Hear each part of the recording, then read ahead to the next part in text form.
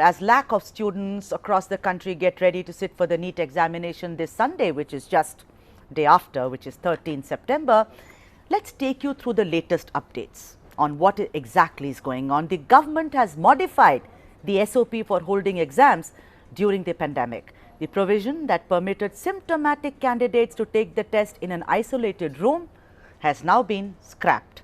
A symptomatic aspirant will be taken to the nearest hospital, and the aspirants will be given a chance, those who are symptomatic, to appear for the test via other mode, or the educational institution shall perhaps make provisions for taking the exams at a later date, whenever the student is deemed fit.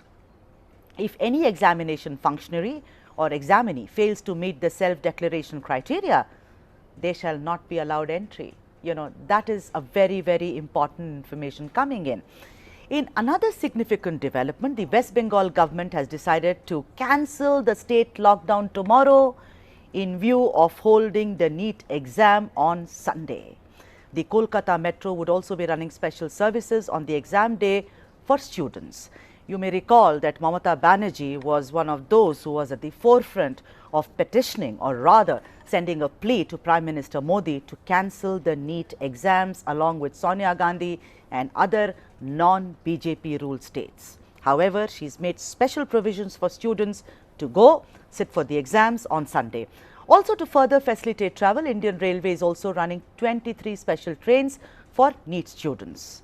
Kolkata Metro has said that it will also be running a special service on the day of the examination.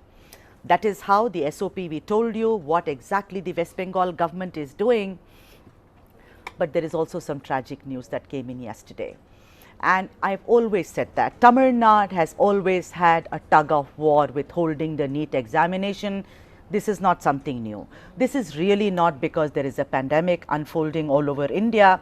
The issue has been there for many, many years, and there has been a protest by successive Dravidian governments which have ruled Tamil Nadu.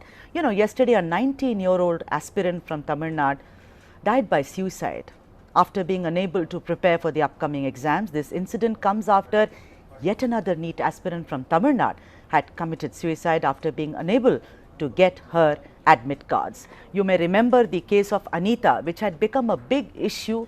This brilliant student from Tamil Nadu who had secured excellent marks in her class 12, but just died by suicide because she felt that she couldn't cope with what was coming to her through the NEET examination. Let me also add that the students in Tamil Nadu study in Tamil, and they find it very difficult to cope with the CBSE syllabus.